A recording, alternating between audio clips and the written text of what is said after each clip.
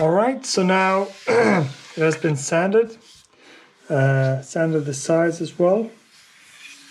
I sanded the sides to 180, sanded the top to first 180, then 400, and then 1200, just kissing it with 1200. Now, it's not done yet. I mean, this initial sanding is done, but now we're going to cover it in epoxy.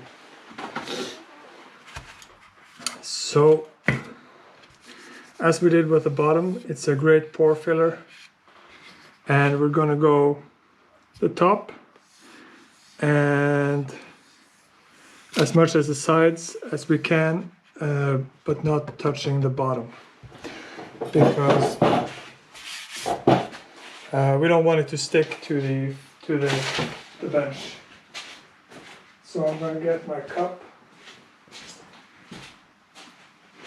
and then once the epoxy has dried and that's all done, then we're going to sand that to 1200, and then we'll be able to tell if we need another coat. Now it covers up, it's a great pore filler, fills a lot of bumps and stuff, but I took all the surface, the dents and stuff, filled them in just with super glue and dust. Now, as I said, I always keep my dust. I'm going to cut my cup in half.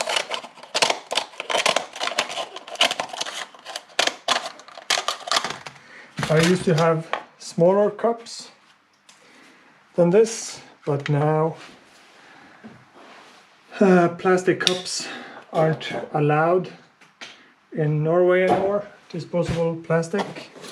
Everything has to be cardboard, and I just haven't bought that yet. So we're gonna just get it over. I'm not concerned about these holes at the moment. We can always re-drill them if we want, but it doesn't hurt to get epoxy in them. Just make sure that your surface is free from dust. Obviously, we're not going to put this in the humbucker cavities nor in the neck pocket, but if it gets there, it's not a crisis. This is not a thin layer. Now, same as before, this is 5:1, so that says 10 or 11 grams. So I'm going to put 2 grams of this, ish.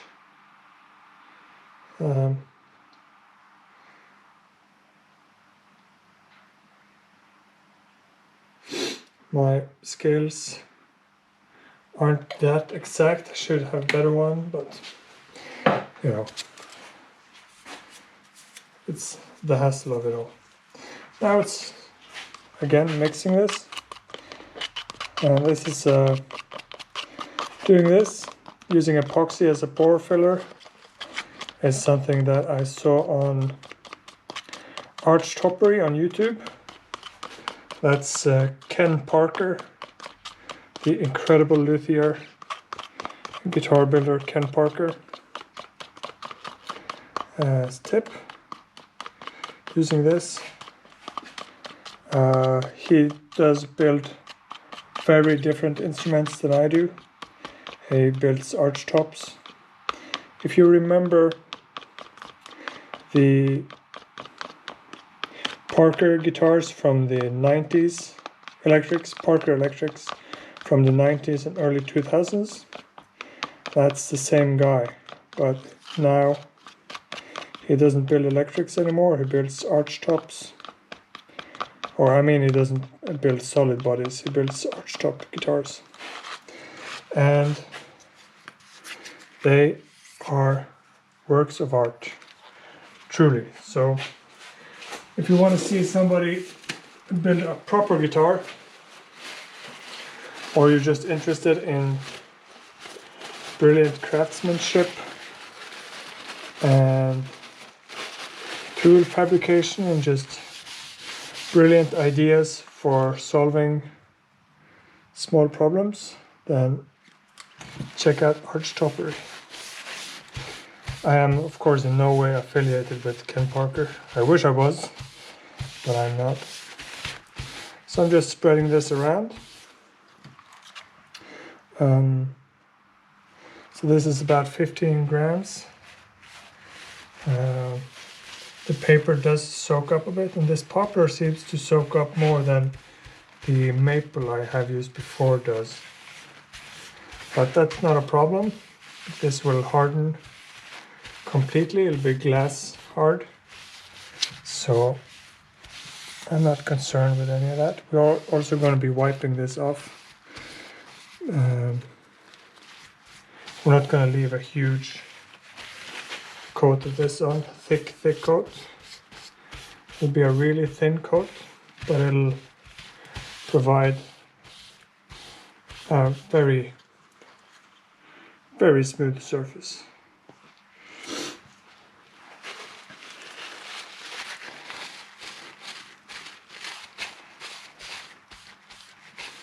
Trying to get all dents covered so that it has a chance to sort of flow out in the dent before I start wiping it off.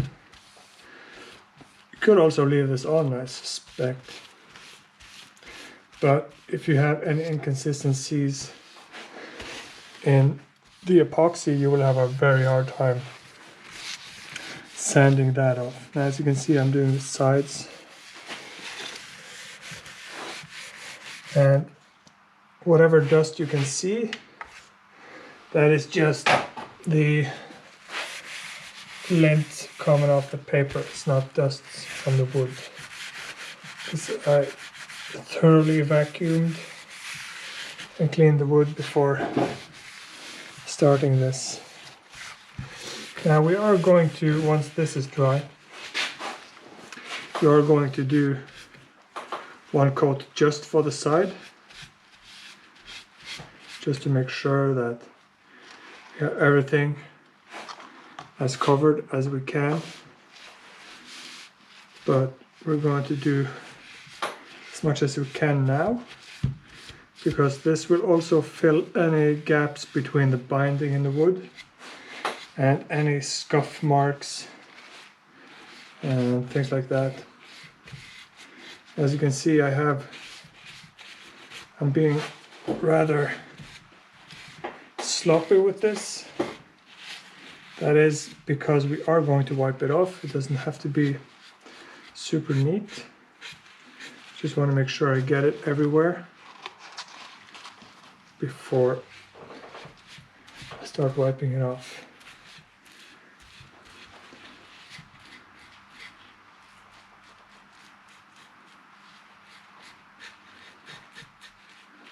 Now this cures in room temperature, and I like to leave it for 48 hours.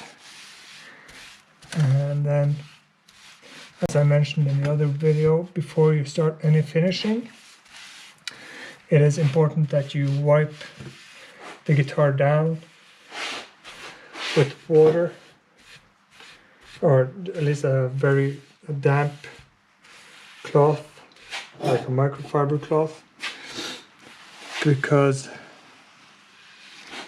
the epoxy will leave like an oily film on top, which will make it impossible for any finish to cure. That is the only downside I can think of by using this epoxy. I'm gonna go in the walls of the neck pocket just to sort of seal in that binding. How cool is this binding, folks? Turned out really nice. I was quite worried about this very acute angle, but with the acetone, turned out really nice. I'm just going to smear the rest of this on. I don't want to let anything go to waste, so in case some of the epoxy sort of got sucked up by the wood, I'm just going to apply more, going both across the grain and with the grain.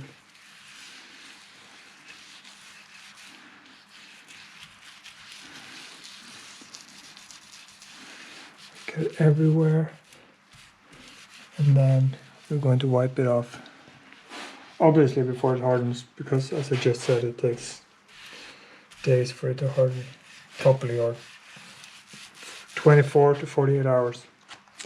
Okay, so I'm going to leave my gloves. I need to change them this time, and then wipe it down.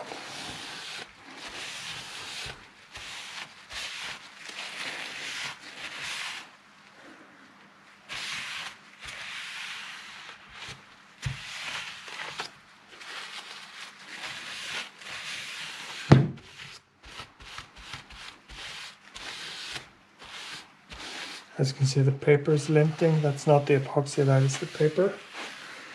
Because the lint-free paper that I can see is this Kimberly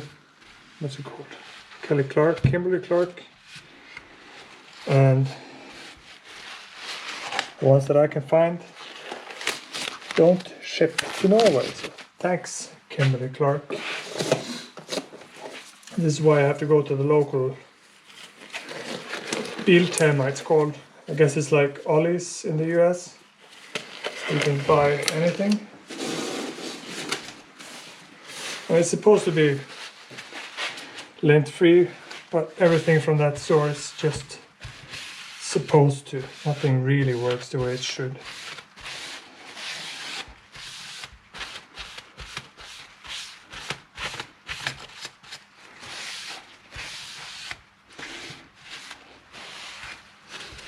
Try to get the sides wiped down as well.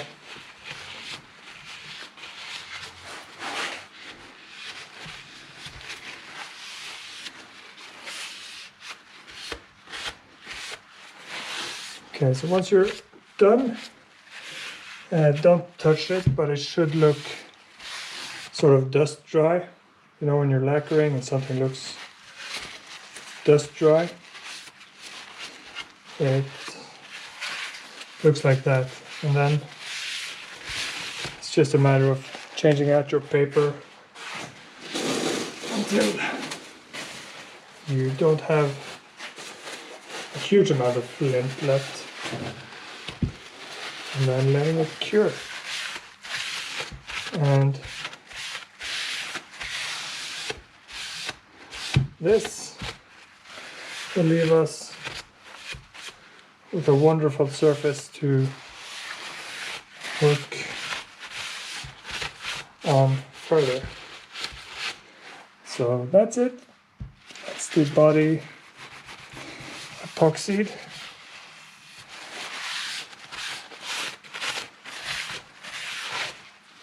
Bound and epoxied, and I'm gonna leave that to cure.